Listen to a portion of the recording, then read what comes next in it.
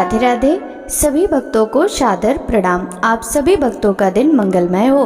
भगवान भोलेनाथ की कृपा आप सभी के जीवन पर बनी रहे। भक्तों, आज की इस वीडियो में आप श्रवण करेंगे शिव महापुराण के 6ठे अध्याय की कथा। भक्तों, आज के इस अध्याय में यज्ञशाला में सती का अपमान, सती द्वारा योगाग्नि से शरीर को भस्म करना, आकाशवाणी, शिव जी का क्रोध, वीरभद्र और महाकाली का यज्ञशाला की ओर प्रस्थान, यज्ञ मंडप में भय और विष्णु से जीवन रक्षा की प्रार्थना, वीरभद्र का आगमन, श्री हरि और वीरभद्र का युद्ध, दधीचि छुव विवाद, दधीचि का साप और छुव पर अनुग्रह, ब्रह्मा जी का कैलाश पर शिव जी से मिलना, शिव द्वारा दक्ष को जीवित करना, दक्ष का यज्ञ को पूर्ण करना, हिमालय विवाह, पूर्व कथा, देवताओं का हिमालय के पास जाना, कथा का रसपान करेंगे।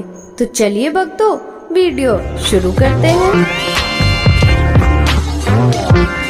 ब्रह्मा जी बोले, हे नारद, दक्ष कन्या देवी सती उस स्थान पर गई जहाँ महान यज्ञोत्सव चल रहा था, जहाँ देवता, असुर और मुनि, साधु संत अग्नि में मंत्रोच्चारण के साथ आहुतियां डाल रहे थे।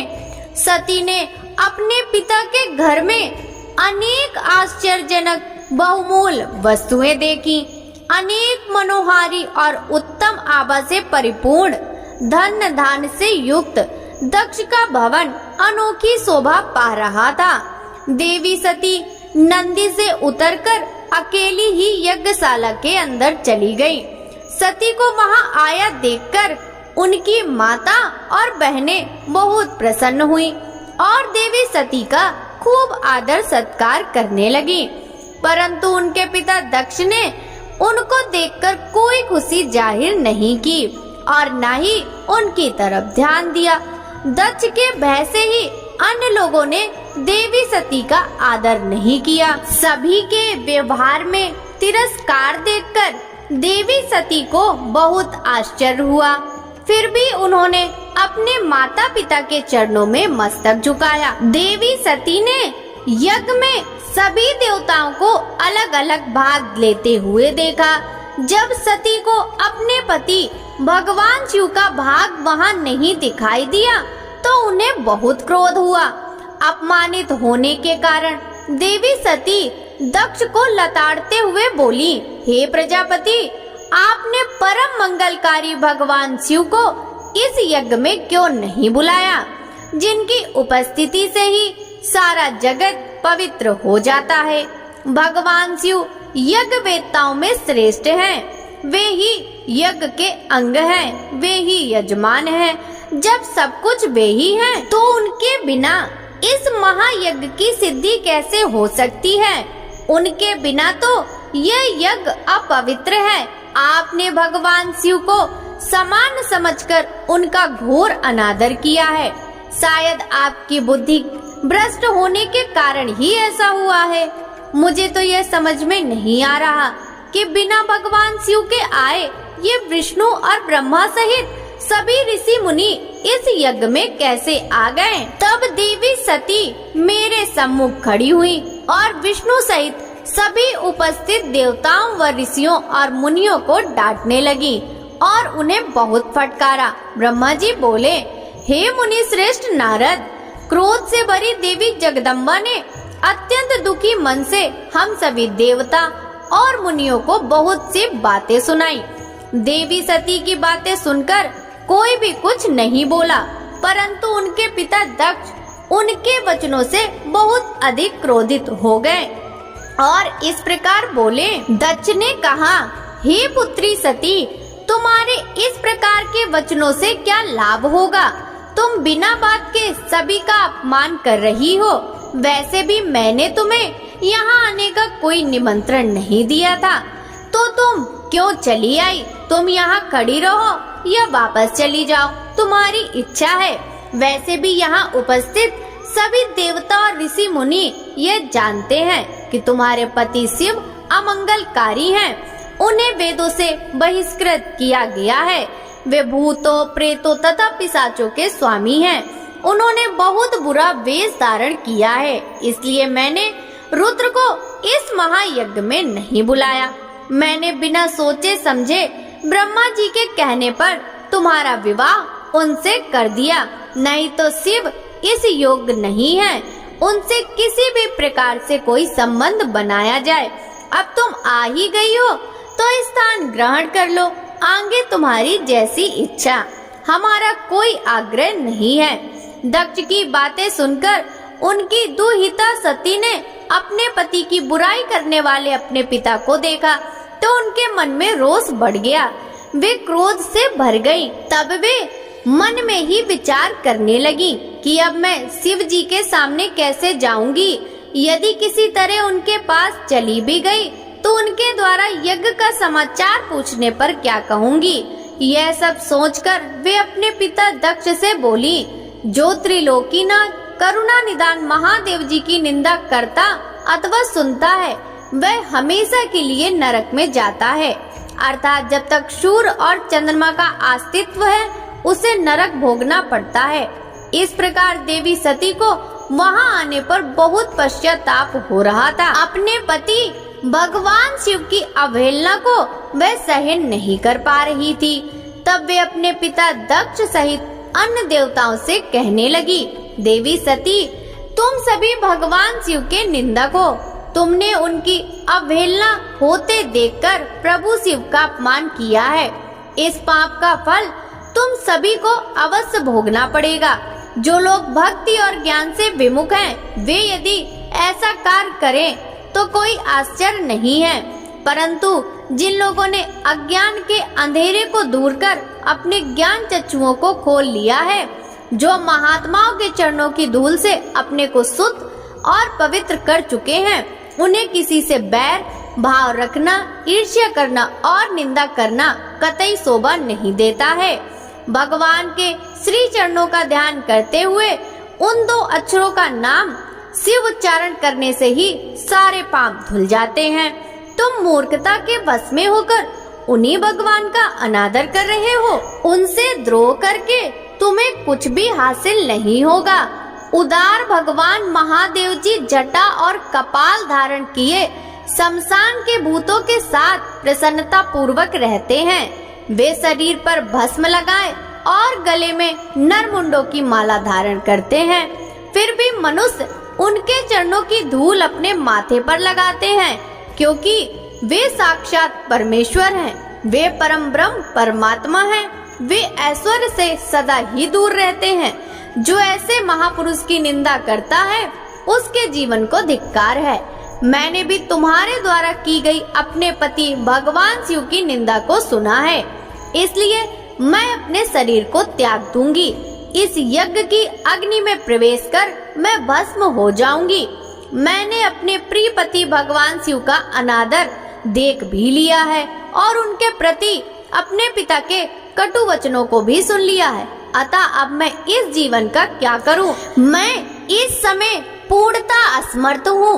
इस यज्ञशाला में जो भी शक्तिवान और सामर्थ्यवान पुरुष हो वह भगवान शिव की उपेक्षा करने वालों और उन्हें बुरा और अमंगलकारी कहने वालों की जीभ काट दे, तभी वह शिव की निंदा सुनने के पाप से बच सकता है। जो ऐसा करने में समर्थ ना हो तो उसे अपने दोनों कानों को बंद करके यहाँ से तुरंत चले जाना चाहिए, तभी वह दोष मुक्त होगा। फिर देवी सती अपने पिता दक्ष की ओर मुख करके बोली, जब मेरे पति महादेव जी मुझे आपके साथ संबंध होने के कारण दक्षायणी कहकर पुकारेंगे तो मैं कैसे उनसे कुछ कह पाऊंगी। हे पिताजी, आपने मेरे पति का घोर अपमान करके मुझे उनके सामने जाने लायक नहीं छोड़ा, इसलिए मेरे पास अब एक ही रास्ता शेष है। मैं आपके द्वारा प्राप्त इस घृणित शरीर का आपके सामने ही त्याग कर दूंगी। तत्पश्चात सती वहां उपस्थित सभी देवताओं से बोली कि तुम सबने करुणा निदान भगवान शिव की निंदा सुनी है, इसलिए तुम्हारे कर्मों का दुष्परिणाम तुम्हें अवश्य ही मिलेगा। मेरे पति भगवान शिव तुम सबको इसका दंड अवश्य ही देंगे। उस समय देवी बहुत क्रोधित थी। यह सब कहकर वे चुप हो गईं और अपने मन में अपने प्राण वल्लभ भगवान शिव का स्मरण करने लगी। ब्रह्मा जी से श्री नारद जी ने पूछा, हे पितामह, जब सती जी ऐसा कहकर मौन हो गई तब वहाँ क्या हुआ? देवी सती ने आगे क्या किया? इस प्रकार नारद जी ने अनेक प्रश्न पूछ डाले और ब्रह्मा जी से प्रार्थना की कि वे आगे की कथा सविस्तार सुनाएं। यह सुनकर ब्रह्मा जी मुस्कुराए और प्रसन्नता पूर्वक कहने लगे, हे नारद, मौन होकर देवी सती अपने पति भगवान शिव का स्मरण करने लगी। उनका स्मरण करने के बाद उनका क्रोधित मन शांत हो गया। तब शांत मनोभाव से शिव जी का चिंतन करती हुई देवी सती पृथ्वी पर उत्तर की ओर मुख करके बैठ गईं। तत्पश्चात विधि पूर्वक जल से आचमन करके उन्होंने वस्त्र ओढ़ लिया। फिर पवित्र भाव से उन्होंने अपनी दोनों आंखें मूंद ली और पुनः शिव जी का चिंतन करने लगी। सती ने प्राणायाम से प्राण और अपान को एक रूप करके नाभि में स्थित कर लिया। सांसों को संयत कर नाभि चक्र के ऊपर हृदय में स्थापित कर लिया। सती ने अपने शरीर में योग मार्ग के अनुसार वायु और अग्नि को स्थापित कर लिया। तब उनका शरीर योग मार्ग में स्थित हो गया। उनके हृदय में शिव जी विद्यमान थे। यही वह समय था जब उन्होंने अपना शरीर त्याग दिया था। उनका शरीर यज्ञ की पवित्र योगाग्नि में गिरा और पल भर में भस्म हो गया। वहाँ उपस्थित मनुष्यों सहित देवताओं ने जब यह देखा कि देवी सती भस्म हो गई हैं, तो आकाश और भूमि पर हाहाकार मच गया। यह हाहाकार सभी को भयभीत कर रहा था। सभी लोग कह रहे थे कि किस दुष्ट के दुर्व्यवहार के कारण भगवान शिव की पत्नी सती ने अपनी देह का त्याग कर दिया। तो कुछ लोग दक्ष की दुष्टता को धिक्कार रहे थे, जिसके व्यवहार से दुखी होकर देवी सती ने यह कदम उठाया था। सभी सत्पुरुष उनका सम्मान करते थे। उनका हृदय अहिष्णु था। उन्होंने ऐसी महान देवी और उनके पति करुणा निधान भगवान शिव का अनादर और निंदा करने वाले दक्ष को भी कोसा।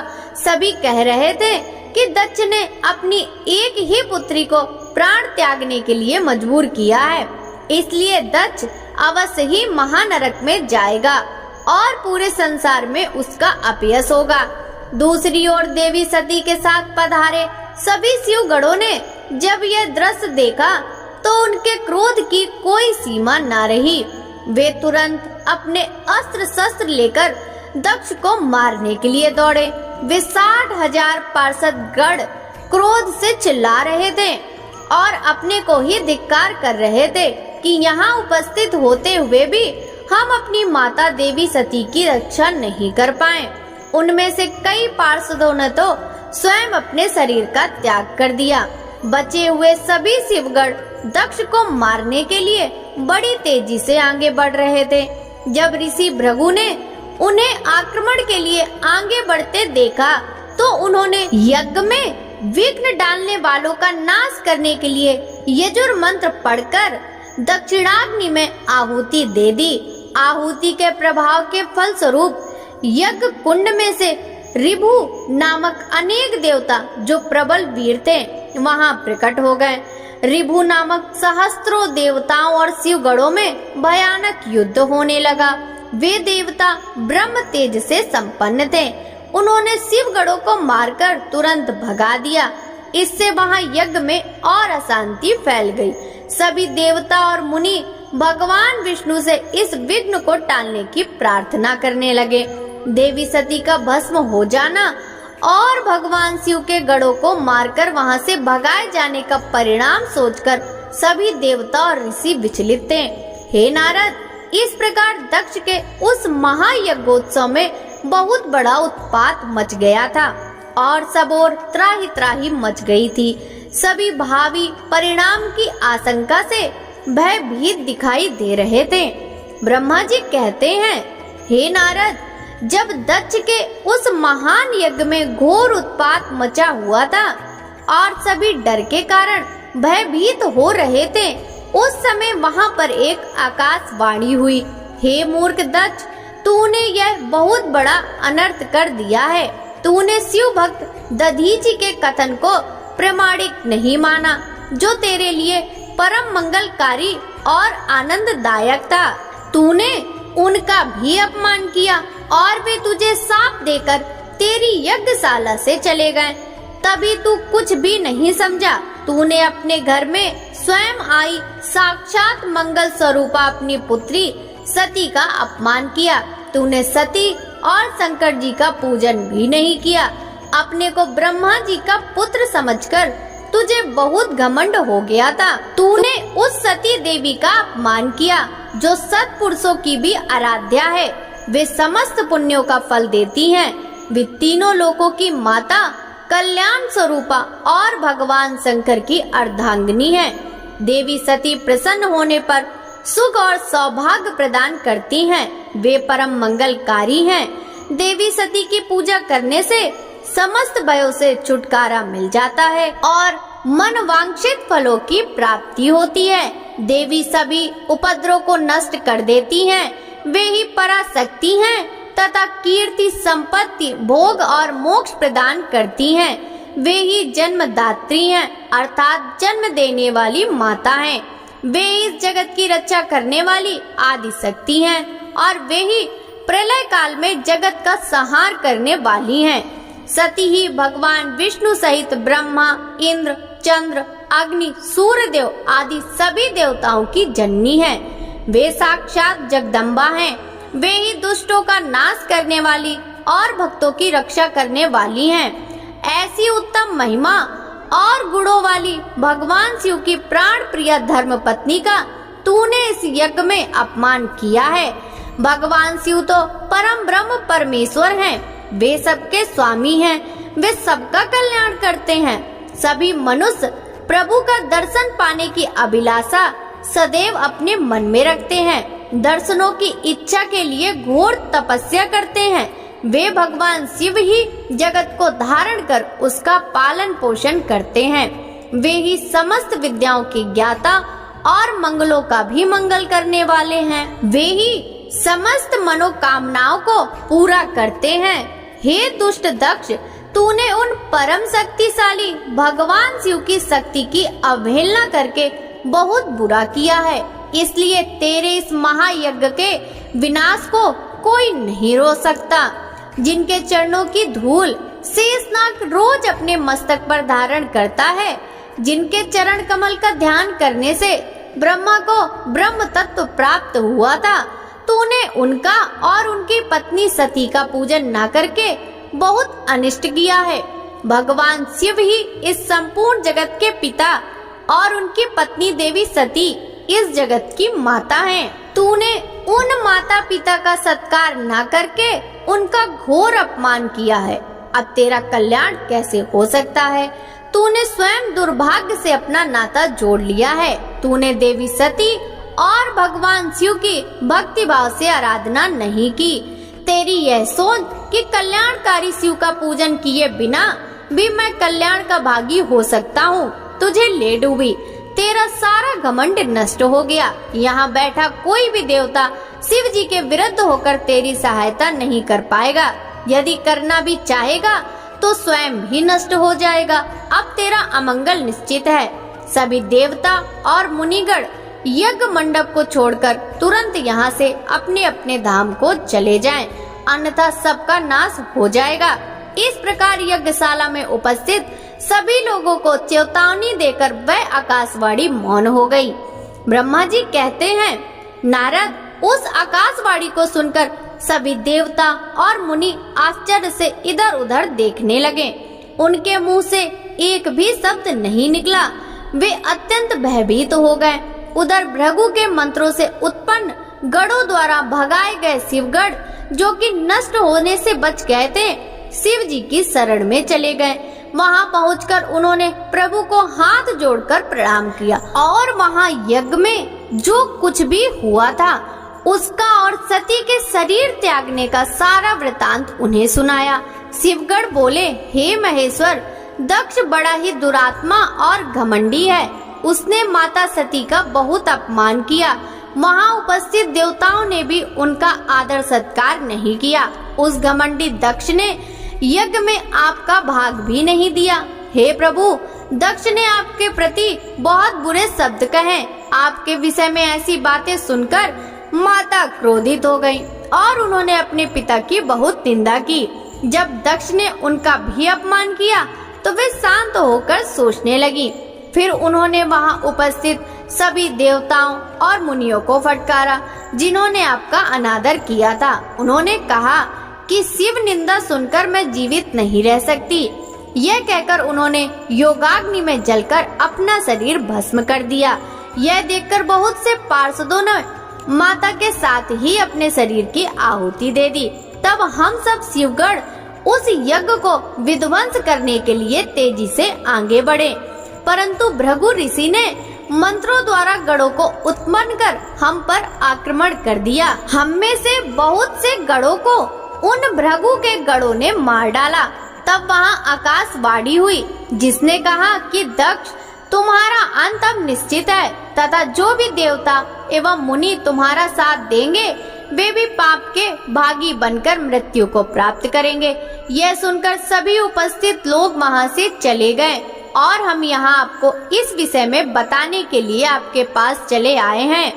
हे कल्याणकारी भगवान शिव, आप उस महादुष्ट अधर्मी दक्ष को उसके अपराध का कठोर दंड अवश्य दें। यह कहकर सभी गण चुप हो गए।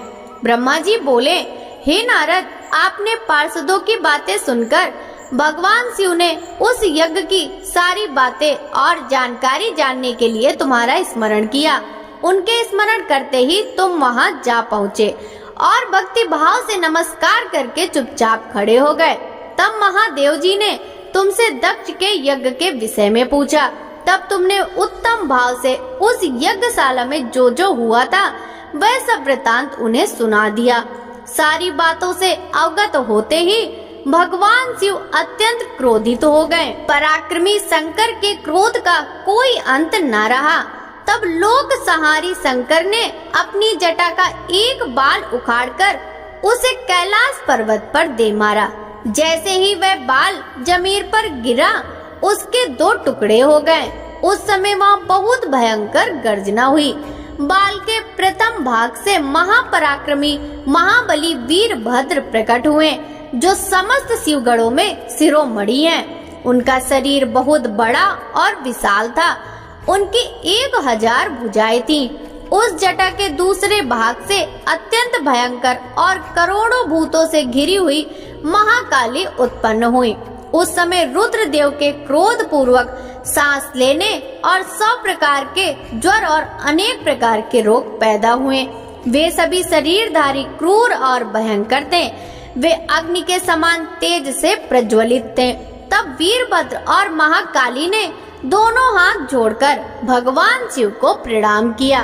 वीरभद्र बोले, हे महारुद्र, आपने सोम, सूर्य और अग्नि को अपने तीनों नेत्रों में धारण किया है।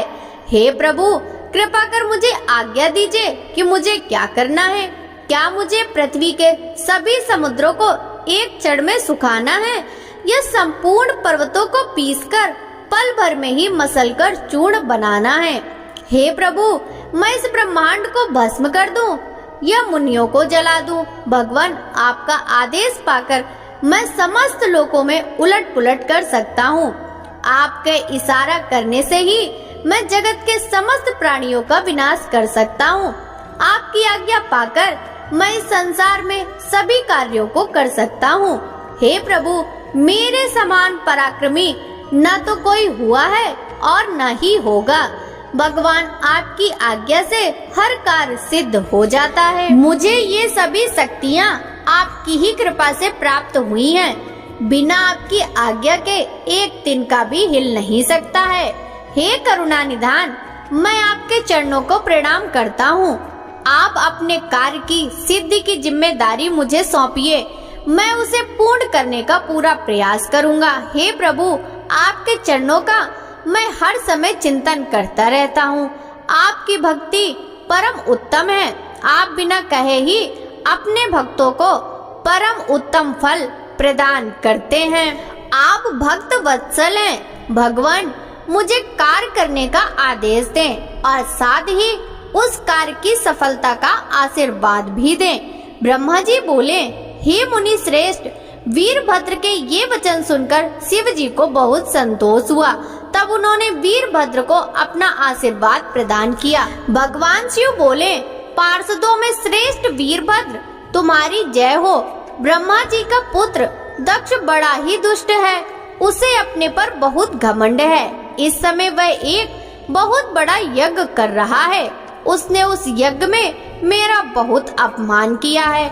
मेरी पत्नी ने मेरा अपमान होता देखकर उस यज्ञ की अग्नि में अपने शरीर को भस्म कर दिया है।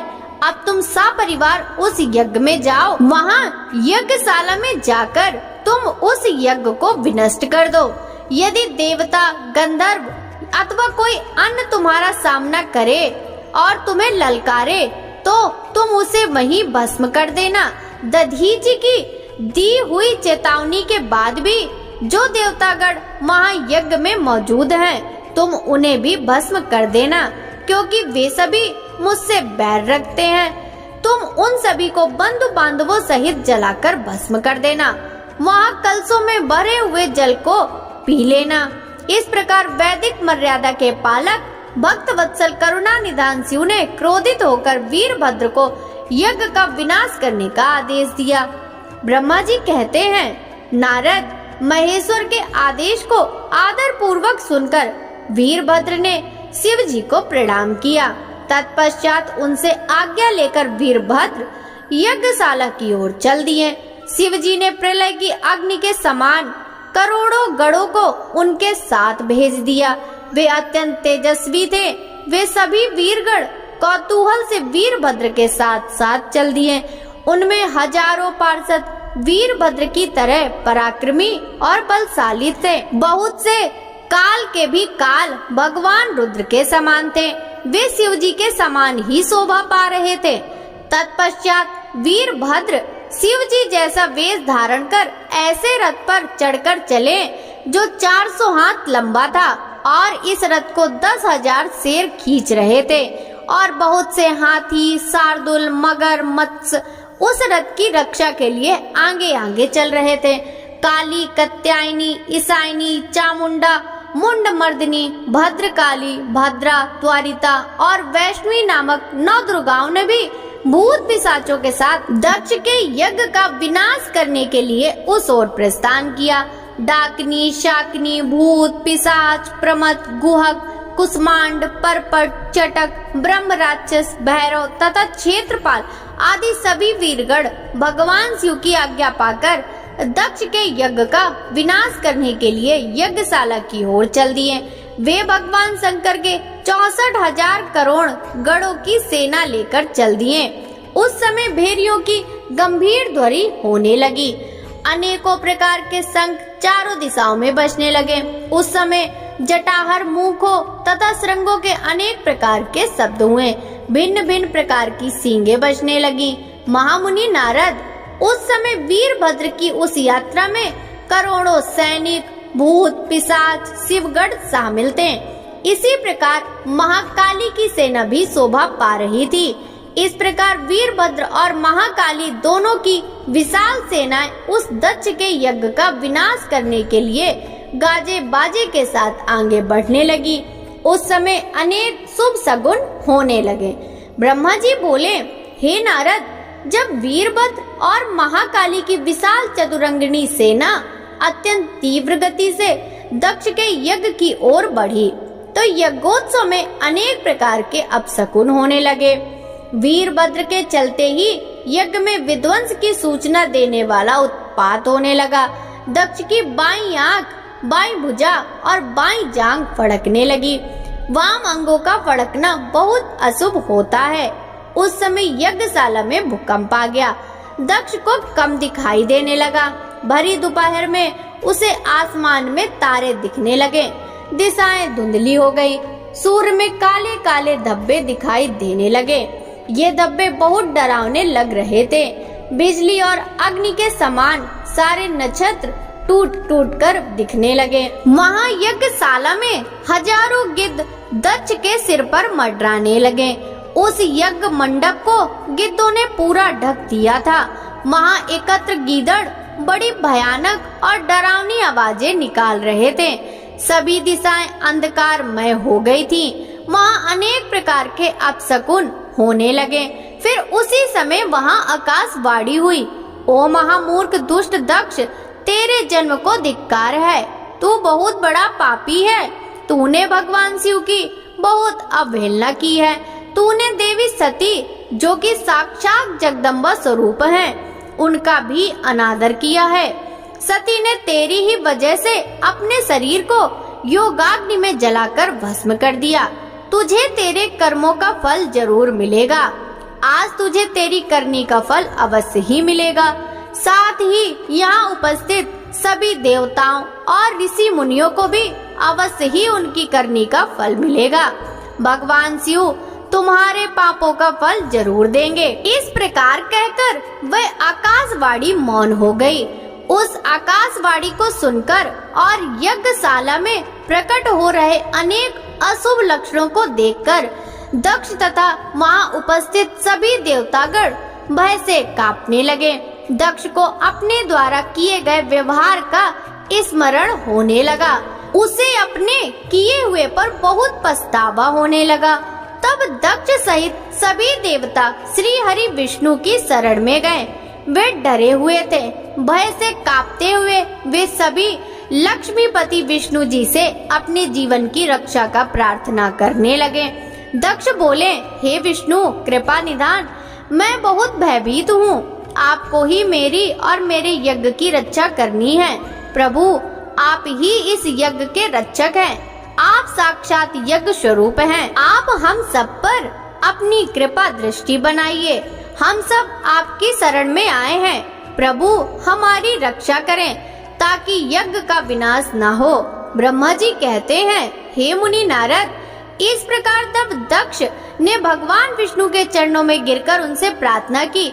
उस समय दक्ष का मन भय से बहुत अधिक व्याकुल हो रहा था।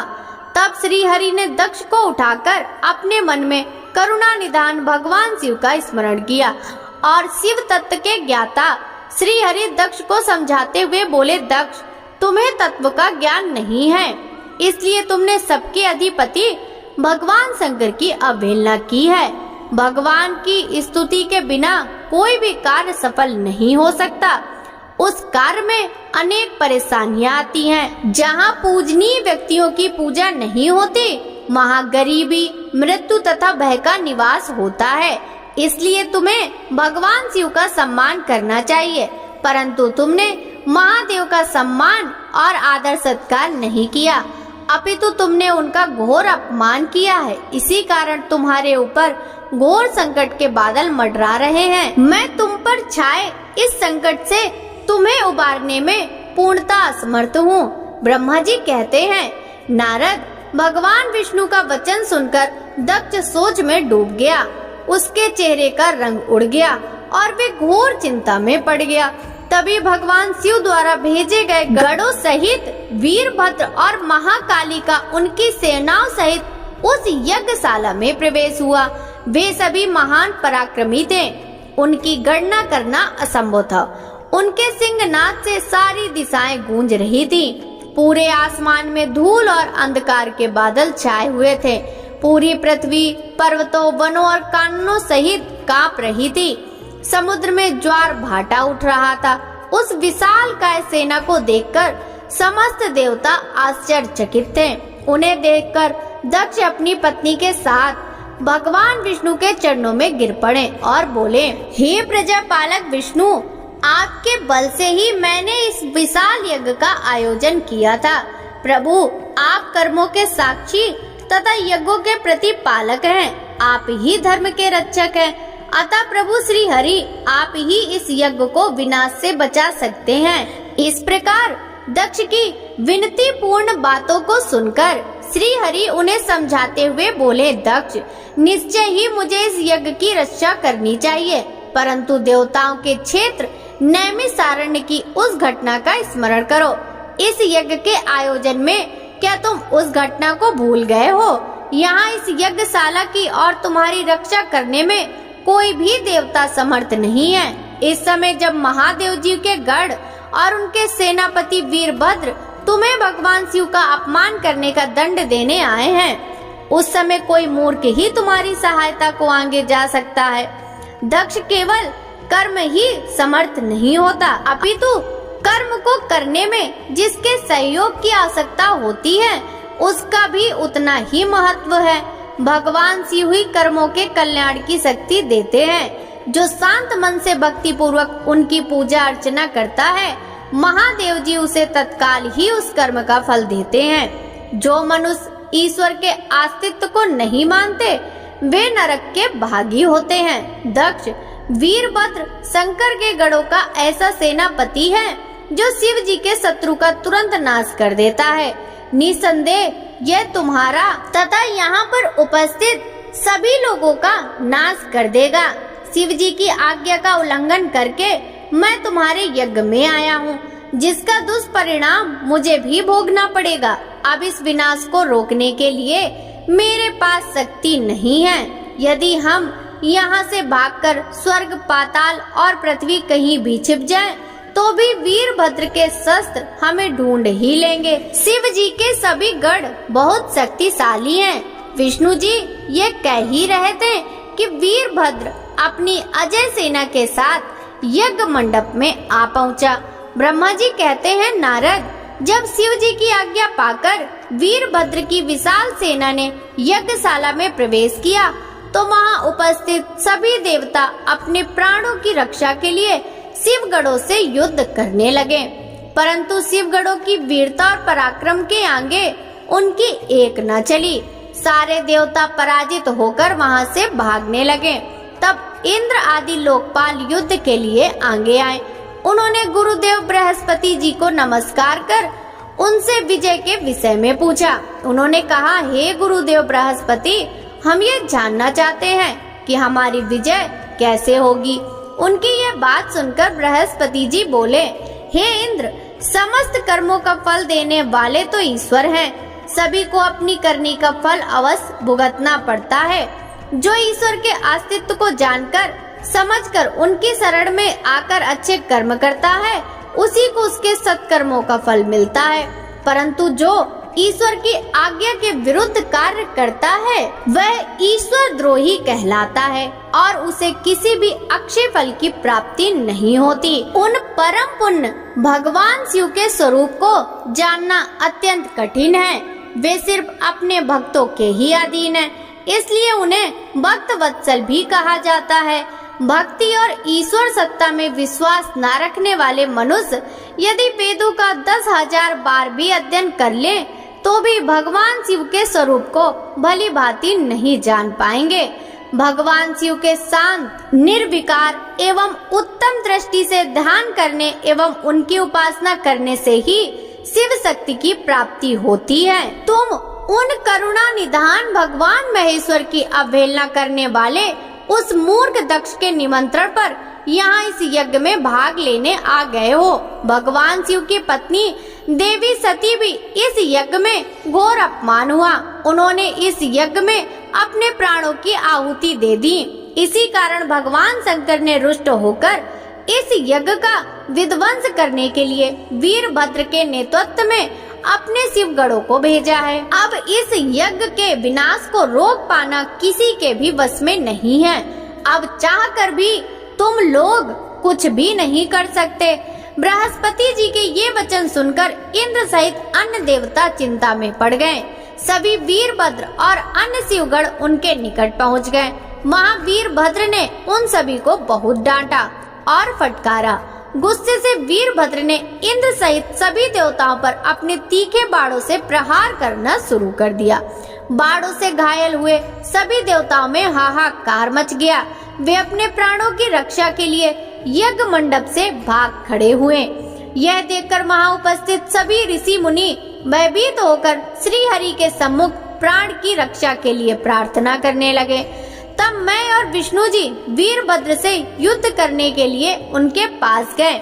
हमें देखकर वीरभद्र, जो पहले से ही क्रोधित थे, हम सबको डांटने लगे। उनके कठोर वचनों को सुनकर विष्णु जी मुस्कुराते हुए बोले, हे शिव भक्त वीरभद्र, मैं भी भगवान शिव का ही भक्त हूँ। उनमें मेरी अपार श्रद्धा है। मैं उन्हीं का सेवक हूँ। परंतु दक्ष अज्ञानी और मूर्ख है। वह सिर्फ कर्म कांडों में ही विश्वास रखता है। जिस प्रकार महेश्वर भगवान अपने भक्तों के अधीन है, उसी प्रकार मैं भी अपने भक्तों को ही अधीन हूँ। दक्ष मेरा अनन्य भक्त है। उसकी बारंबार प्रार्थना पर मुझे इस यज्ञ में उपस्थित होना पड़ा।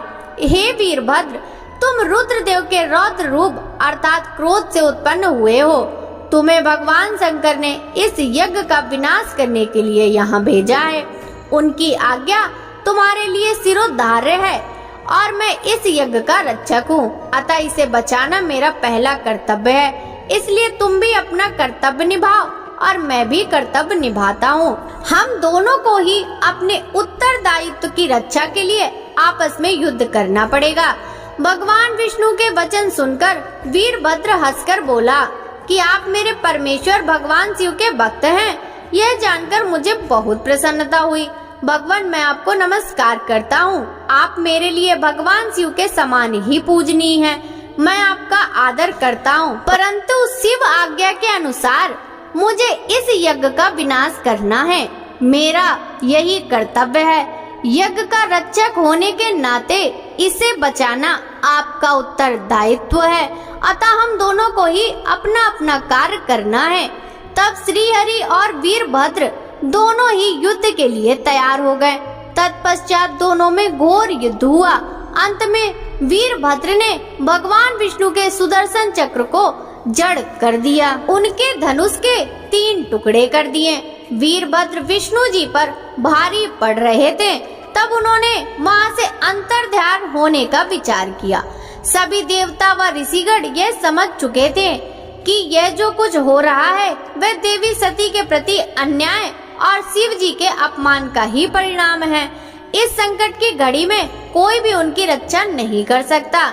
तब वे देवता और ऋषिगण शिव जी का स्मरण करते हुए अपने अपने लोक को चले गए। मैं भी दुखी मन से अपने सत्यलोक को चला आया। उस यज्ञ स्थल पर बहुत उपद्रव हुआ।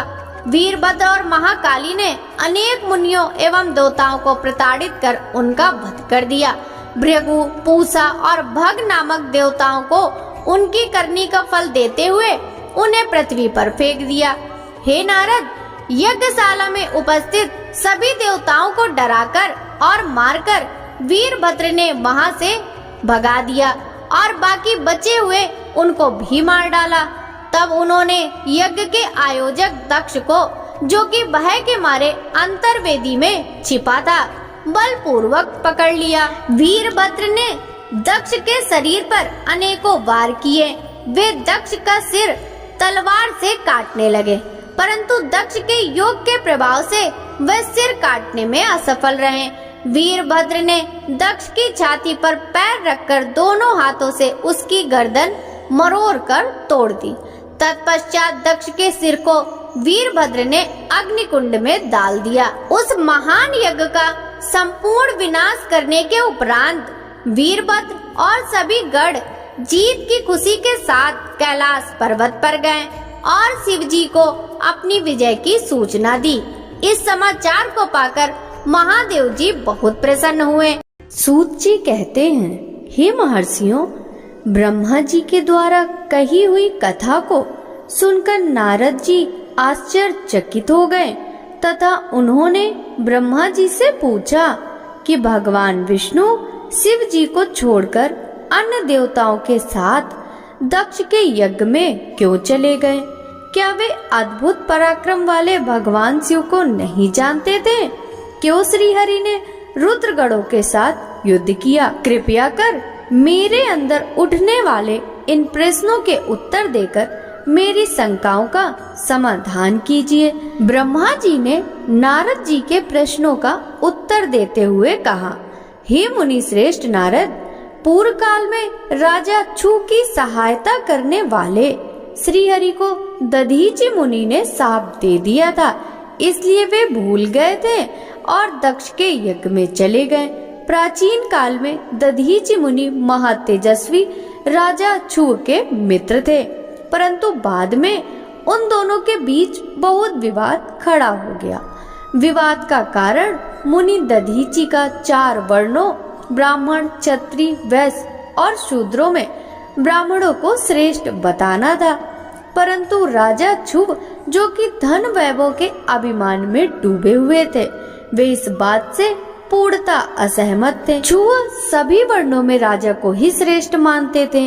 राजा को सर्वश्रेष्ठ और सर्ववेदमय माना जाता है, यह श्रुति भी कहती है, इसलिए ब्राह्मण से ज्यादा श्रेष्ठ राजा हैं। हे दधीचि, आप मेरे लिए आदरणीय हैं। राजा क्षुर के इस कथन को सुनकर दधीचि को क्रोध आ गया।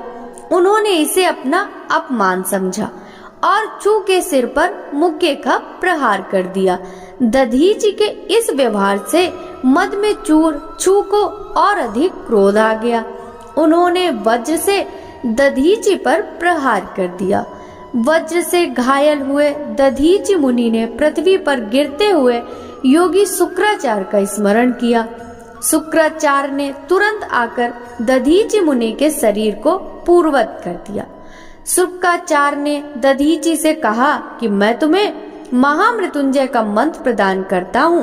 त्र्यंबकम यजामहे, अर्थात हम तीनों लोकों के पिता भगवान शिव, जो सूर्य, सोम और अग्नि तीनों मंडलों के पिता हैं, सत्व, रज और तम आदि तीनों गुणों के महेश्वर हैं, जो आत्म तत्व, विद्वत तत्व और शिव तत्व, पृथ्वी, जल व तेज सभी के स्रोत हैं, जो ब्रह्मा, विष्णु और शिव तीनों आधारभूत देवताओं के ईश्वर महादेव हैं, उनकी आराधना करते हैं। सुगंधिम पुष्टि वर्धनम, अर्थात जिस प्रकार फूलों में खुशबू, उसी प्रकार भगवान शिव भूतों में, गुणों में, सभी कार्यों में, इंद्रियों में और अन्य देवताओं में और अपने प्रिय गणों में क्षारभूत आत्मा के रूप में समाये हैं।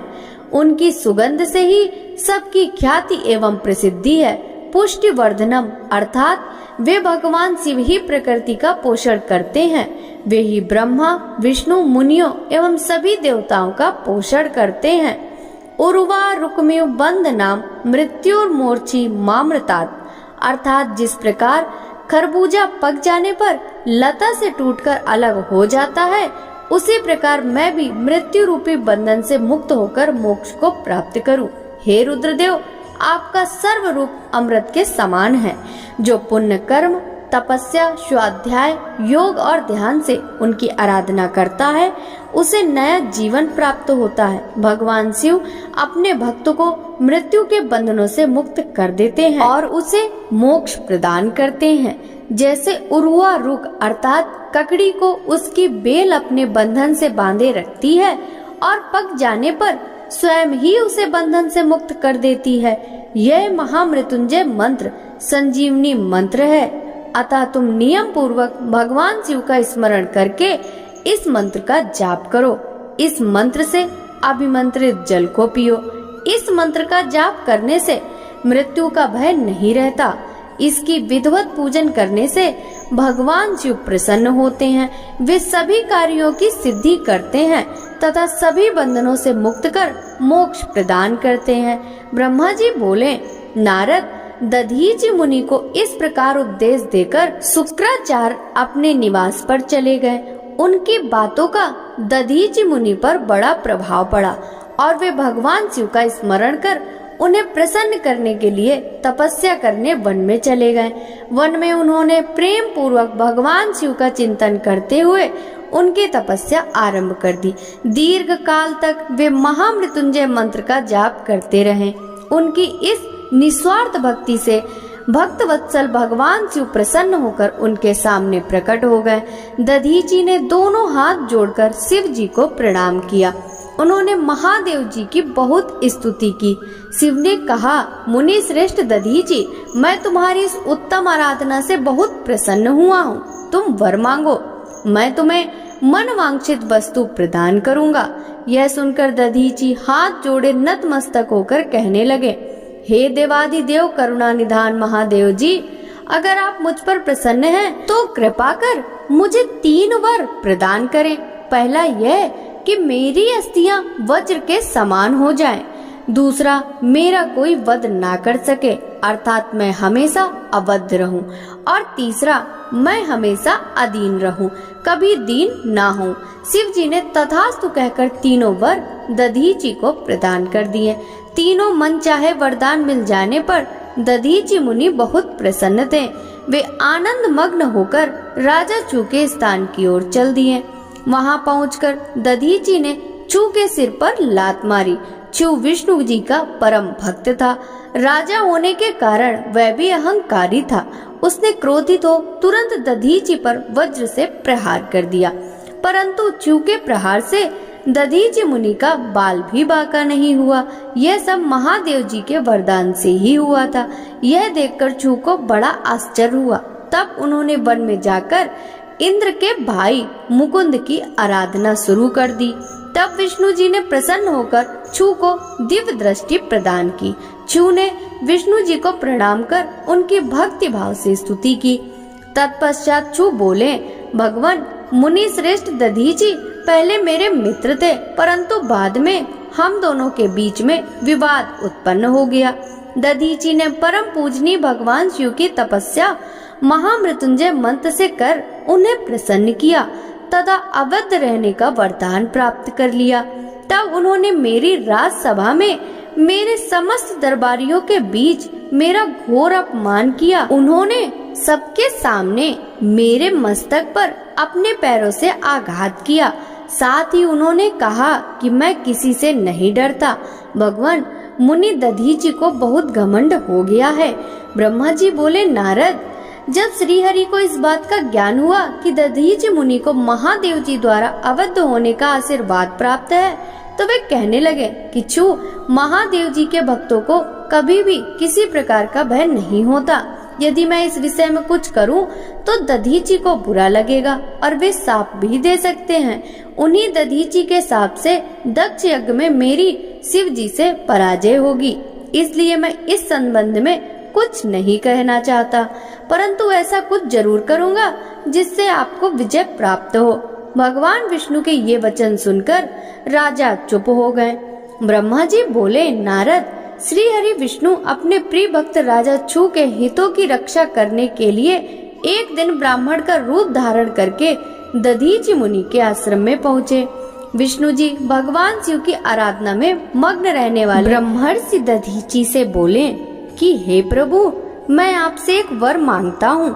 दधीचि श्री विष्णु को पहचानते हुए कहने लगे, मैं सब समझ गया हूँ कि आप कौन हैं और क्या चाहते हैं, इसलिए मैं आपसे क्या कहूँ। हे श्री हरि विष्णु, चू का कल्याण करने के लिए आप ये ब्राह्मण का वेश बनाकर आए हैं। आप ब्राह्मण वेश का त्याग कर दें। लज्जित होकर भगवान विष्णु अपने असली रूप में आ गए और महामुनि दधीचि को प्रणाम करके बोले कि महामुनि, आपका कथन पूर्णतः सत्य है। मैं यह भी जानता हूँ कि शिव भक्तों को कभी भी किसी भी प्रकार का कोई भी भय नहीं होता, परंतु आप सिर्फ मेरे कहने से राजा छू के सामने ये कह दें कि आप राजा छू से डरते हैं। श्री विष्णु की यह बात सुनकर दधीचि हंसने लगे। हंसते हुए बोले कि भगवान शिव की कृपा से मुझे कोई भी डरा नहीं सकता। जब कोई वाकई मुझे डरा नहीं सकता तो मैं क्यों झूठ बोलकर पाप का भागी बनूं। दधीचि मुनि के इन वचनों को सुनकर विष्णु को बहुत अधिक क्रोध आ गया। उन्होंने मुनि दधीचि को समझाने की बहुत कोशिश की।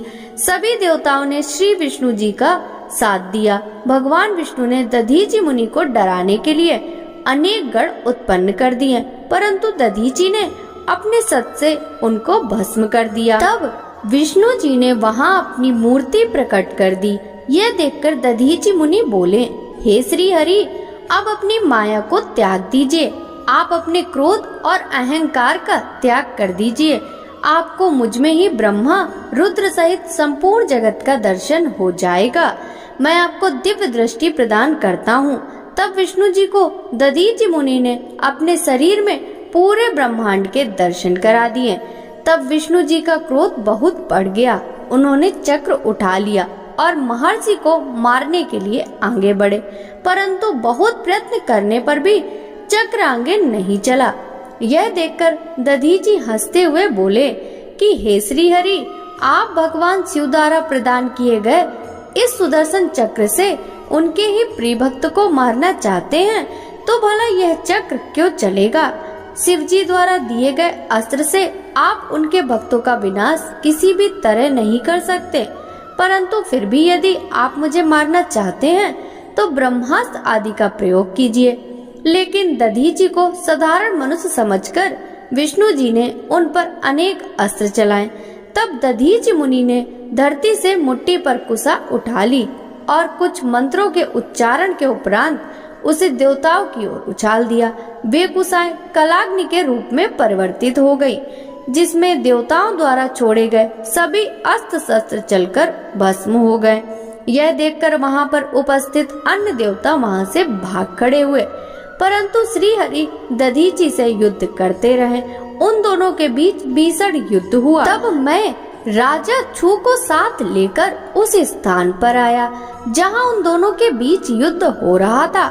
मैंने भगवान विष्णु से कहा कि आपका यह प्रयास निरर्थक है, क्योंकि आप भगवान शिव के परम भक्त दधीचि को हरा नहीं सकते। यह सुनकर विष्णु जी शांत हो गए। उन्होंने दधीचि मुनि को प्रणाम किया। तब राजा छू भी दोनों हाथ जोड़कर मुनि दधीचि को प्रणाम करके उनकी स्तुति करने लगे, उनसे माफी मांगने लगे और कहने लगे कि प्रभु, आप मुझ पर कृपा दृष्टि रखिए। ब्रह्मा जी बोले, नारद, इस प्रकार राजा छू द्वारा की गई स्तुति से दधीचि को बहुत संतोष मिला और उन्होंने राजा छू को क्षमा कर दिया। परंतु विष्णु जी सहित अन्य देवताओं पर उनका क्रोध कम नहीं हुआ। तब क्रोधित मुनि दधीचि ने इंद्र सहित सभी देवताओं और विष्णु जी को भी भगवान रुद्र की क्रोधाग्नि में नष्ट होने का शाप दे दिया। इसके बाद राजा छू ने दधीचि को पुनः नमस्कार, उनकी आराधना की और फिर वे अपने राज्य की ओर चल दिए। राजा छू के वहां से चले जाने के पश्चात इंद्र सहित सभी देवगणों ने भी अपने अपने धाम की ओर प्रस्थान किया। तदोपरांत श्री हरि विष्णु भी वैकुंठ धाम को चले गए। तब से वह पुण्य स्थान थानेश्वर नामक तीर्थ के रूप में विख्यात हुआ। इस तीर्थ के दर्शन से भगवान शिव का स्नेह और कृपा प्राप्त होती है। हे नारद, इस प्रकार मैंने तुम्हें यह पूरी अमृत कथा का वर्णन सुनाया। जो मनुष्य छू और दधीचि के विवाद से संबंधित इस प्रसंग को प्रतिदिन सुनता है, वह अपमृत्यु को जीत लेता है तथा मरने के बाद सीधा स्वर्ग को जाता है। इसका पाठ करने से युद्ध में मृत्यु का भय दूर हो जाता है तथा निश्चित रूप से विजय श्री की प्राप्ति होती है। नारद जी ने कहा, हे महाभाग्य, हे विधाता, हे महाप्राण, आप शिष्य तत्व का ज्ञान रखते हैं। आपने मुझ पर बड़ी कृपा की जो इस अमृतमयी कथा का श्रवण मुझे कराया। मैं आपका बहुत बहुत धन्यवाद करता हूँ। हे प्रभु, अब मुझे यह बताइए कि जब वीरभद्र ने दक्ष के यज्ञ का विनाश कर दिया और उनका वध करके कैलाश पर्वत को चले गए, तब क्या हुआ? ब्रह्मा जी बोले, हे मुनि श्रेष्ठ नारद, जब भगवान शिव द्वारा भेजी गई उनकी विशाल सेना ने यज्ञ में उपस्थित सभी देवताओं और ऋषियों को पराजित कर दिया और उन्हें मार पीट कर वहां से भाग जाने को मजबूर कर दिया, तब वे सभी वहां से भागकर मेरे पास आ गए। उन्होंने मुझे प्रणाम करके मेरी स्तुति की तथा वहां का सारा वृतांत मुझे सुनाया। तब मैंने अपने पुत्र दक्ष को मुझे बहुत चिंता होने लगी और मेरा दिल पुत्र शोक के कारण व्यथित हो गया। तत्पश्चात मैंने श्री हरि का स्मरण किया और अन्य देवताओं और ऋषियों मुनियों को साथ ले वैकुंठ लोक को गया। वहां उन्हें नमस्कार करके हम सभी ने उनकी भक्ति भाव से स्तुति की। तब मैंने श्री हरि से विनम्रता से प्रार्थना की कि भगवान, आप कुछ ऐसा करें जिससे हम सभी का दुख कम हो जाए। देवेश्वर, आप कुछ ऐसा करें जिससे वह यज्ञ पूरा हो जाए तथा उसके यजमान दक्ष पुनः जीवित हो जाए। अन्य सभी देवता और ऋषि मुनि भी पूर्व की भांति सुखी हो जाएं। मेरे इस प्रकार निवेदन करने पर लक्ष्मीपति विष्णु जी, जो अपने मन में शिव जी का चिंतन कर रहे थे, प्रजापति ब्रह्मा और देवताओं को संबोधित करते हुए इस प्रकार बोले, कोई भी अपराध किसी भी स्थिति में कभी भी किसी के लिए भी मंगलकारी नहीं हो सकता। हे विधाता, सभी देवता परम पिता परमेश्वर भगवान शिव के अपराधी हैं, क्योंकि इन्होंने यज्ञ में शिव जी का भाग नहीं दिया, साथ ही वहाँ उनका अनादर भी किया। उनकी प्रिय पत्नी सती ने भी उनके अपमान के कारण ही अपनी देह का त्याग कर दिया। उनका वियोग होने के कारण भगवान अत्यंत रुष्ट हो गए हैं। तुम सभी को शीघ्र ही उनके पास जाकर उनसे क्षमा मांगनी चाहिए। भगवान शिव के पैर पकड़कर उनकी स्तुति करके उन्हें प्रसन्न करो, क्योंकि उनके कुपित होने से संपूर्ण जगत का विनाश हो सकता है। दक्ष ने शिव जी के लिए अपशब्द कहकर उनके हृदय को विदीर्ण कर दिया है, इसलिए उनसे अपने अपराधों के लिए क्षमा मांगो। उन्हें शांत करने का यही सर्वोत्तम उपाय है। हे भक्त वत्सल, यदि आप लोग चाहो तो मैं भी आपके साथ चलकर उनसे क्षमा याचना करूंगा। ऐसा कहकर भगवान श्री हरि, मैं और अन्य देवता एवं ऋषि मुनि आदि कैलाश पर्वत की ओर चल दिए। वह पर्वत बहुत ही ऊंचा और विशाल है। उसके पास में ही शिव जी के मित्र कुबेर का निवास स्थान अलकापुरी है। अलकापुरी महादिव्य एवं रमणीय है। वहाँ चारों ओर सुगंध फैली हुई थी। अनेक प्रकार के पेड़ पौधे शोभा पा रहे थे। उसी के बाहरी भाग में परम पावन नंदा और अलकनंदा नामक नदियां बहती हैं। इनका दर्शन करने से मनुष्य को सभी पापों से मुक्ति मिल जाती है। हम लोग अलकापुरी से आगे उस विशाल वट वृक्ष के पास पहुँचे, जहाँ दिव्य योगियों द्वारा पूजित भगवान शिव विराजमान थे। वह वट वृक्ष 100 योजन ऊंचा था तथा उसकी अनेक शाखाएं 75 योजन तक फैली हुई थी। वह परम पावन तीर्थ स्थल है। यहाँ भगवान शिव अपनी योग आराधना करते हैं। उस वट वृक्ष के नीचे महादेव जी के चारों ओर उनके गढ़ थे और यज्ञों के स्वामी कुबेर भी बैठे थे। तब उनके निकट पहुंचकर विष्णु आदि समस्त देवताओं ने अनेकों बार नमस्कार कर उनकी स्तुति की।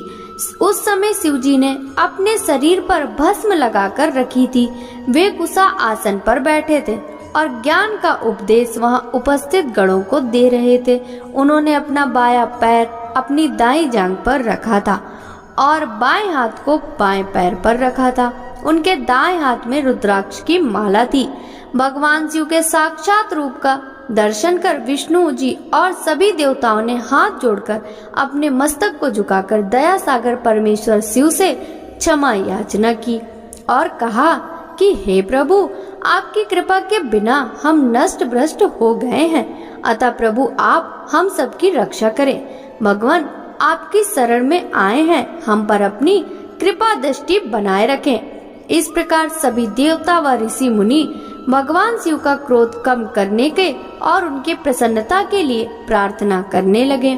देवताओं ने महादेव जी की बहुत स्तुति की और कहा, भगवान आप ही परम ब्रह्म हैं और इस जगत में सर्वत्र व्याप्त हैं। आप मृत्युंजय हैं। चंद्रमा, सूर्य और अग्नि आपकी 3 आंखें हैं। आपके तेज से ही पूरा जग प्रकाशित है। ब्रह्मा, विष्णु, इंद्र और चंद्र आदि देवता आपसे ही उत्पन्न हुए हैं। आप ही इस संसार का पोषण करते हैं। भगवान आप करुणामय हैं। आप ही दुष्टों का संहार करते हैं। प्रभु आपकी आज्ञा अनुसार अग्नि जलाती है और सूर्य अपनी तपन से झुलसाता है। मृत्यु आपके भय से कांपती है। हे करुणा निधान, जिस प्रकार आज तक आपने हमारी हर विपत्ति से रक्षा की है, उसी प्रकार हमेशा अपनी कृपा दृष्टि बनाएं। भगवान हम अपनी सभी गलतियों के लिए आपसे क्षमा मांगते हैं। आप प्रसन्न होकर यज्ञ को पूर्ण कीजिए तथा यजमान दक्ष का उद्धार कीजिए। वीरभद्र और महाकाली के प्रहारों से घायल हुए सभी देवताओं एवं ऋषियों को आरोग्य प्रदान करें। उन सभी की पीड़ा को कम कर दें। हे शिव जी, आप प्रजापति दक्ष के अपूर्ण यज्ञ को पूर्ण कर दें और दक्ष को पुनर्जीवित कर दें। भग ऋषि को उनकी आंखें, पूसा को दांत प्रदान करें। साथ ही जिन देवताओं के अंग नष्ट हो गए हैं उन्हें ठीक कर दें। आप सभी को आरोग्य प्रदान करें। हम आपको यज्ञ में पूरा पूरा भाग देंगे। ऐसा कहकर हम सभी देवता त्रिलोकीनाथ महादेव के चरणों में लेट गए। हमारी स्तुति और अनुनय विनय से भक्त वत्सल भगवान शिव प्रसन्न हो गए। शिव जी बोले, हे ब्रह्मा, श्री हरि विष्णु, आपकी बातों को मैं हमेशा मानता हूँ, इसलिए आपकी प्रार्थना को मैं नहीं टाल सकता, परंतु यह बताना चाहता हूँ, दक्ष के यज्ञ का विध्वंस मैंने नहीं किया है। उसके यज्ञ का विध्वंस इसलिए हुआ क्योंकि वह हमेशा दूसरों का बुरा चाहता है, उनसे द्वेष रखता है, परंतु जो दूसरों का बुरा चाहता है उसका ही बुरा होता है। अतः हमें कोई भी ऐसा कार्य नहीं करना चाहिए जिससे किसी को भी कष्ट हो। तुम्हारी प्रार्थना से मैंने तुम्हें क्षमा कर दिया और तुम्हारी विनती मानकर मैं दक्ष को जीवित कर रहा हूँ, परंतु दक्ष का मस्तक अग्नि में जल गया है, इसलिए उनके सिर के स्थान पर बकरे का सिर जोड़ना पड़ेगा। भग सूर्य के नेत्र से यज्ञ भाग को देख पाएंगे तथा पूसा के टूटे हुए दांत सही हो जाएंगे। मेरे गढ़ों द्वारा मारे गए देवताओं के टूटे अंग भी ठीक हो जाएंगे। भृगु की दाढ़ी बकरे जैसी हो जाएगी। सभी अर्धयुग प्रसन्न होंगे। यह कहकर वेदी के अनुसरण करता परम दयालु भगवान शंकर चुप हो गए। तत्पश्चात मैंने और विष्णु जी सहित सभी देवताओं ने भगवान शिव का धन्यवाद किया। फिर देवर्षियों सहित शिव जी को उस यज्ञ में आने के लिए आमंत्रित कर हम लोग यज्ञ के स्थान पर गए जहाँ दक्ष ने अपना यज्ञ प्रारंभ किया था। उस कनखल नामक यज्ञ क्षेत्र में शिव जी भी पधारे। तब उन्होंने वीरभद्र द्वारा किए गए उस विध्वंस को देखा। स्वाहा, स्वधा, पूसा, तुष्टि, धृति समस्त ऋषि, पितर, अग्निमय यज्ञ, गंधर्व और राक्षस वहां पड़े हुए थे। कितने ही लोग अपने प्राणों से हाथ धो चुके थे। तब भगवान शिव ने अपने परम पराक्रमी सेनापति वीरभद्र का स्मरण किया। याद करते ही वीरभद्र तुरंत वहां प्रकट हो गए और उन्होंने भगवान शिव को नमस्कार किया। तब शिव जी हंसते हुए बोले कि हे वीरभद्र, तुमने तो थोड़ी सी देर में सारा यज्ञ विध्वंस कर दिया और देवताओं को भी दंड दे दिया। हे वीरभद्र, तुम इस यज्ञ का आयोजन करने वाले दक्ष को जल्दी से मेरे सामने ले आओ।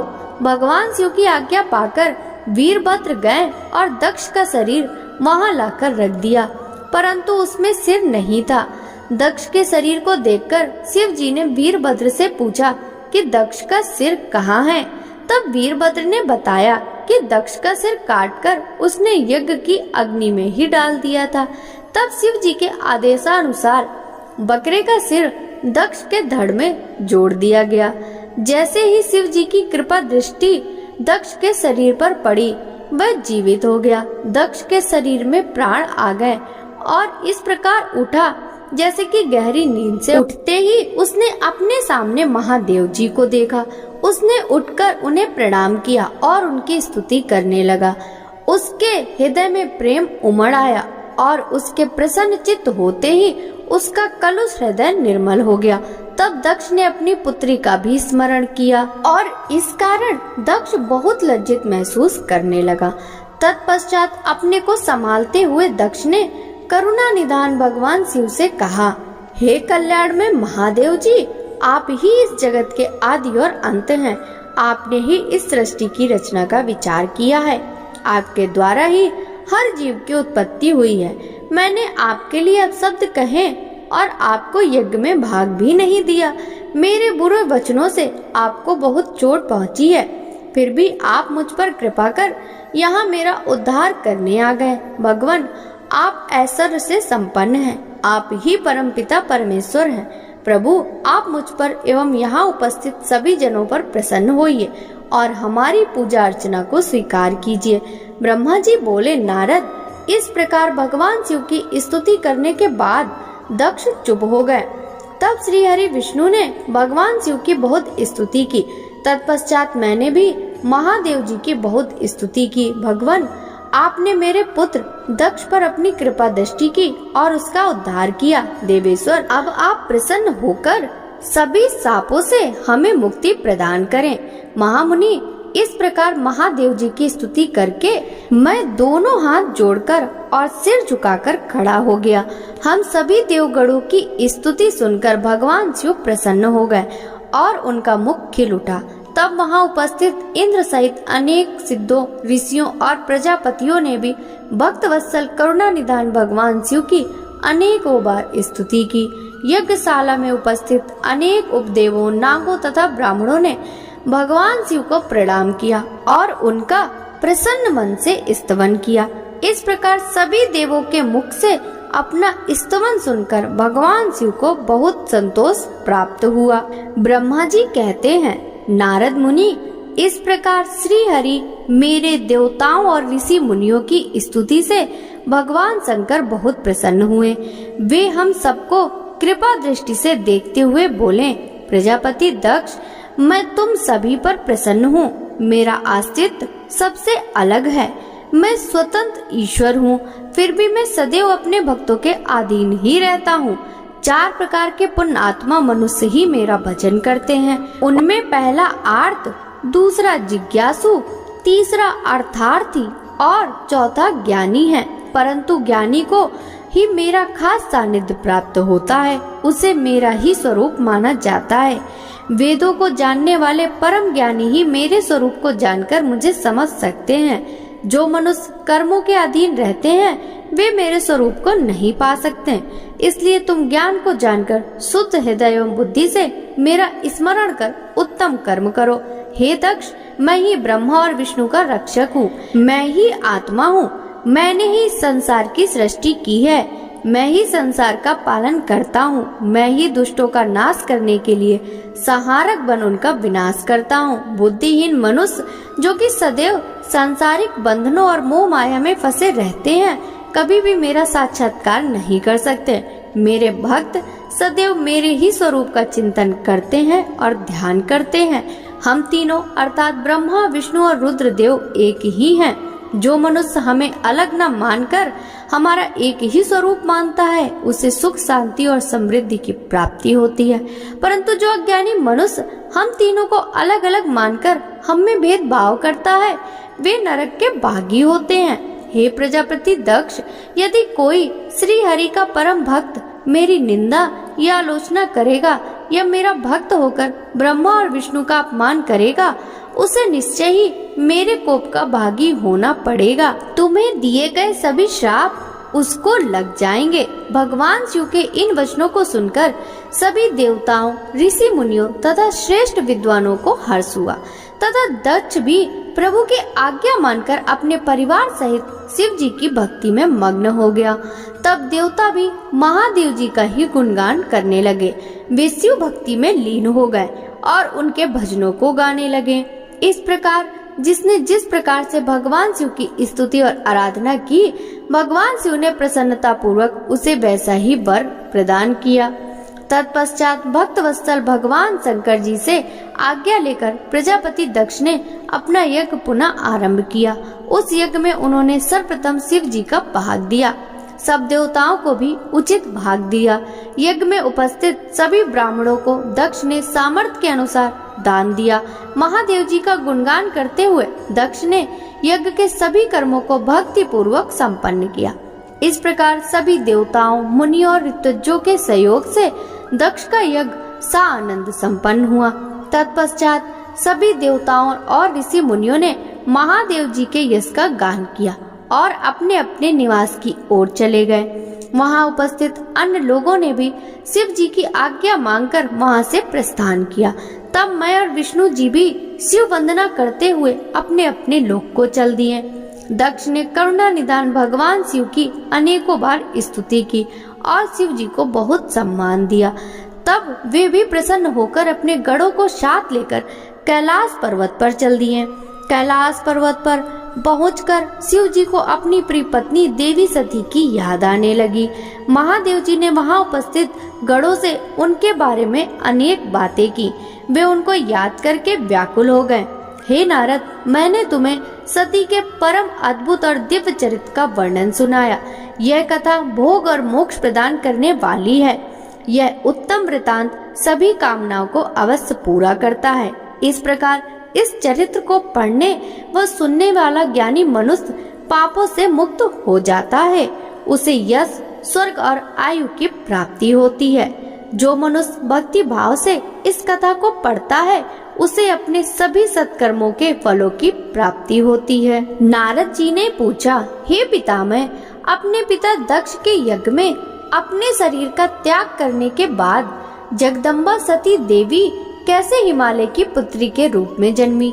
उन्होंने किस प्रकार महादेव जी को पुनः पति रूप में प्राप्त किया? हे प्रभु, मुझ पर कृपा कर मेरे इन प्रश्नों के उत्तर देकर मेरी जिज्ञासा शांत कीजिए।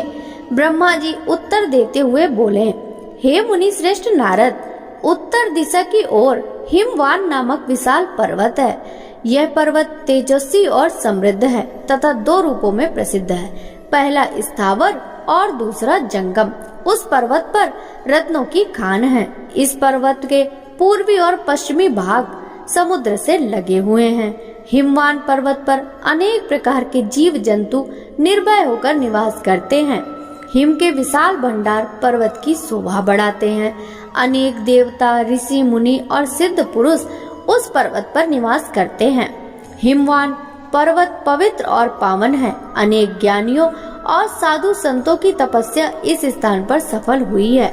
भगवान शिव को यह पर्वत अत्यंत प्रिय है क्योंकि इस पर प्रकृति का हर रंग देखने को मिलता है। एक बार की बात है, गिरिवर हिमवान ने अपने कुल की परंपरा को आगे बढ़ाने का तथा धर्म की वृद्धि कर अपने पितरों को संतुष्ट करने के लिए विवाह करने के विषय में सोचा। जब हिमवान ने विवाह करने का पूरा मन बना लिया तब वे देवताओं के पास गए और उन देवताओं से बड़े संकोच के साथ अपने विवाह की इच्छा बताई। तब देवता प्रसन्न होकर अपने पितरों के पास गए और प्रणाम कर एक ओर खड़े हो गए। तब पितरों ने देवताओं के आने का कारण पूछा। इस पर देवताओं ने कहा, हे पितरों, आपकी सबसे बड़ी पुत्री मैना मंगल स्वरूपिणी है। आप मैना का विवाह गिरिराज हिमवान से कर दें। इस विवाह से सभी को लाभ मिलेगा, सबका मंगल होगा तथा साथ ही हमारे कुल में जन्मी इन कन्याओं में से कम एक तो शाप मुक्त हो जाएगी। तब पितरों ने थोड़ा विचार करने के बाद इस विवाह की स्वीकृति प्रदान कर दी। पितरों ने प्रसन्नता पूर्वक बहुत बड़ा उत्सव रचाया और अपनी पुत्री मैना के साथ हिमवान का विवाह कर दिया। विवाह उत्सव में श्री हरि विष्णु सहित सभी देवी देवता सम्मिलित हुए थे। विवाहोपरांत सभी देवता प्रसन्नता पूर्वक अपने अपने लोक को चले गए। हिमवान भी मैना के साथ अपने लोक को प्रस्थान कर गए।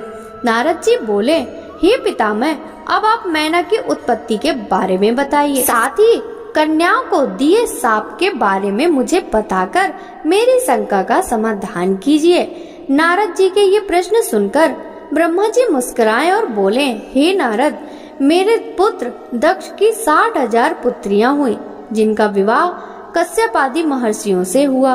उनमें स्वधा नाम वाली कन्या का विवाह पितरों के साथ हुआ था। उनकी 3 पुत्रियां हैं।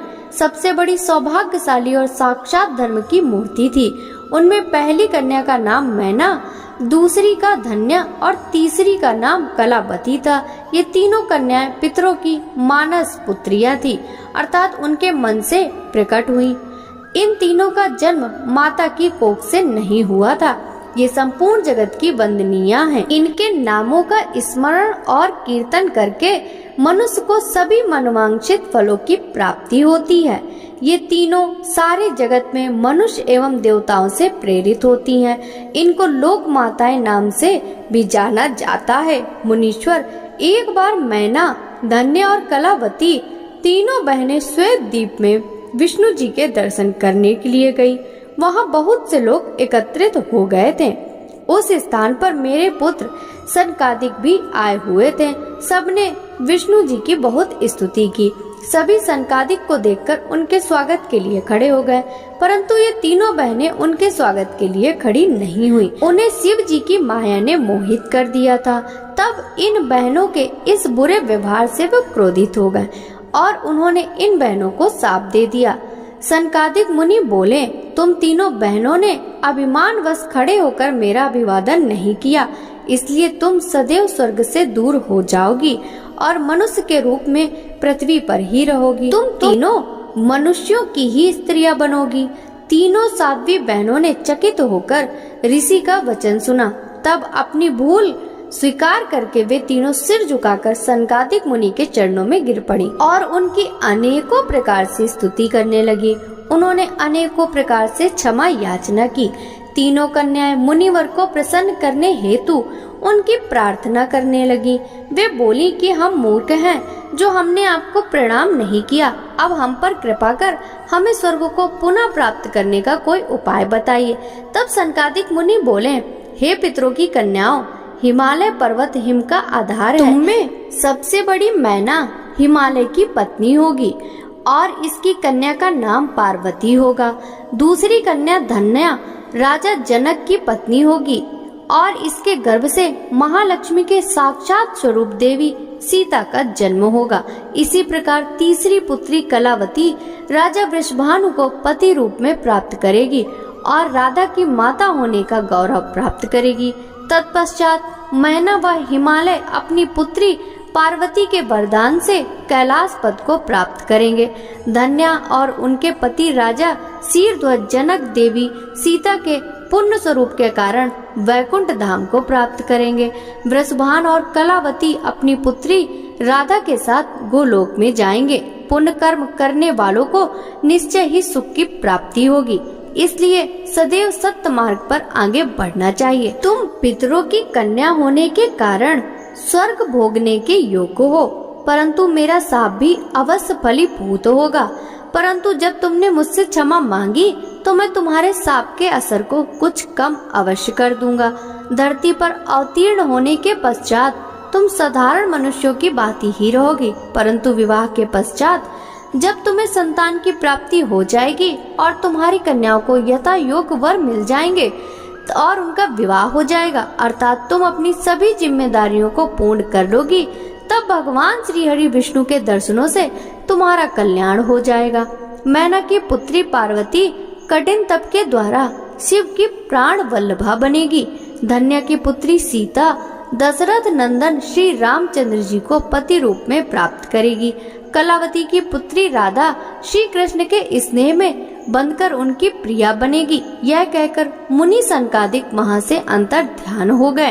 तत्पश्चात पितरों की तीनों कन्याएं शाप से मुक्त होकर अपने धाम को चली गई। नारद जी बोले, हे ब्रह्मा जी, हे महामते, आपने अपने मुख से मैना के पूर्व जन्म की कथा कही जो कि अद्भुत व अलौकिक थी। भगवान, अब आप मुझे यह बताइए कि पार्वती जी मैना से कैसे उत्पन्न हुई और उन्होंने त्रिलोकीनाथ भगवान शिव को किस प्रकार पति रूप में प्राप्त किया। ब्रह्मा जी बोले, हे नारद, मैना और हिमवाह के विवाह पर बहुत उत्सव मनाया गया। विवाह के पश्चात वे दोनों अपने घर पहुँचे। तब हिमालय और मैना सुख पूर्वक अपने घर में निवास करने लगे। तब श्री हरि अन्य देवताओं को अपने साथ लेकर हिमालय के पास गए। सब देवताओं को अपने राज दरबार में आया देख हिमालय बहुत प्रसन्न हुए। उन्होंने सभी देवताओं को प्रणाम कर उनकी स्तुति की। वे भक्ति भाव से उनका आदर सत्कार करने लगे। वे देवताओं की सेवा करके अपने को धन्य मान रहे थे। मुने हिमालय दोनों हाथ जोड़कर उनके सामने खड़े हो गए और बोले, भगवान, आप सबको एक साथ अपने घर आया देखकर मैं प्रसन्न हूँ। सच कहूँ तो आज मेरा जीवन सफल हो गया। आज मैं धन्य हो गया। मेरा राज और मेरा कुल आपके दर्शन मात्र से ही धन्य हो गया। आज मेरा तप, ज्ञान और सभी कार्य सफल हो गए। भगवान, आप मुझे अपना सेवक समझे और मुझे आज्ञा दें कि मैं आपकी क्या सेवा करूं। मुझे बताइए कि मेरे योग्य क्या सेवा है। गिरिराज हिमालय के ये वचन सुनकर देवतागण प्रसन्न पूर्वक बोले, हे हिमालय, हे गिरिराज, देवी जगदम्बा उमा ही प्रजापति दक्ष के यहाँ उनकी कन्या सती रूप में प्रकट हुई। घोर तपस्या करने के बाद उन्होंने शिव जी को पति रूप में प्राप्त किया, परंतु अपने पिता दक्ष के यज्ञ में वे अपने पति का अपमान सहन न कर सकी और उन्होंने योगाग्नि में अपना शरीर भस्म कर दिया। ये सारी कथा तो आप भी जानते ही हैं। अब देवी जगदम्बा पुनः धरती पर अवतरित होकर शिव जी की अर्धांगिनी बनना चाहती हैं। हे हिमालय, हम भी यही चाहते हैं कि देवी सती पुनः आपके घर में अवतरित हो। श्री विष्णु जी की यह बात सुनकर हिमालय बहुत प्रसन्न हुए और आदर पूर्वक बोले, भगवान, यह मेरे लिए बड़े सौभाग्य की बात है कि देवी मेरे घर आंगन को पवित्र करने के लिए मेरे पुत्री रूप में प्रकट होंगी। तब हिमालय अपनी पत्नी के साथ और देवताओं को लेकर देवी जगदम्बा की शरण में गए। उन्होंने देवी का स्मरण किया और श्रद्धा पूर्वक उनकी स्तुति करने लगे। देवता बोले, हे जगदम्बे, हे उमे, हे शिव लोक में निवास करने वाली देवी, हे दुर्गे, हे महेश्वरी, हम सब आपको भक्ति पूर्वक नमस्कार करते हैं। आप परम कल्याणकारी हैं। आप पावन और शांति स्वरूप आदि शक्ति हैं। आप ही परम ज्ञानमयी शिव प्रिय जगदम्बा हैं। आप इस संसार में हर जगह व्याप्त हैं। सूर्य की तेजस्वी किरण आप ही हैं। आप ही अपने तेज से इस संसार को प्रकाशित करती हैं। आप ही जगत का पालन करती हैं। आप ही गायत्री, सावित्री और सरस्वती हैं। आप धर्म स्वरूपा और वेदों की ज्ञाता हैं। आप ही प्यास और आप ही तृप्ति हैं। आपकी पुण्य भक्ति भक्तों को निर्मल आनंद प्रदान करती है। आप ही पुण्यात्माओं के घर में लक्ष्मी के रूप में और पापियों के घर में दरिद्रता और निर्धनता बनकर निवास करती हैं। आपके दर्शनों से शांति प्राप्त होती है। आप ही प्राणियों का पोषण करती हैं तथा पंचभूतों के सार तत्व से तत्व स्वरूपा हैं। आप ही नीति हैं और आप ही साम वेद की गीति हैं। आप ही ऋग्वेद और अर्थवेद की गति हैं। आप ही मनुष्यों के नाक, कान, आँख, मुंह और हृदय में विराजमान होकर उनके घर में सुखों का विस्तार करती हैं। हे देवी जगदम्बा, इस संपूर्ण जगत के कल्याण एवं पालन के लिए हमारी पूजा स्वीकार करके हम पर प्रसन्न हो। इस प्रकार जगत जननी सती साध्वी देवी जगदम्बा उमा की अनेकों बार स्तुति करके सभी देवता उनके साक्षात दर्शनों के लिए दोनों हाथ जोड़कर आगे खड़े हो गए। ब्रह्मा जी बोले, हे नारद, देवताओं के द्वारा की गई स्तुति से प्रसन्न होकर दुखों का नाश करने वाली जगदम्बा देवी दुर्गा उनके सामने प्रकट हो गईं। भक्तों, आगे की कथा का वृत्तांत हम कल के अध्याय में श्रवण करेंगे। शिव महापुराण की यह कथा आपको अच्छी लगी हो तो इस वीडियो को लाइक कर ज्यादा से ज्यादा भक्तों के साथ शेयर कीजिएगा। साथ ही इस वीडियो के कमेंट बॉक्स में हर हर महादेव लिखना बिल्कुल भी मत भूलिएगा। आपसे मिलते हैं कल के अध्याय की कथा के साथ। सभी भक्तों को हरे कृष्णा, राधे राधे, हर हर महादेव।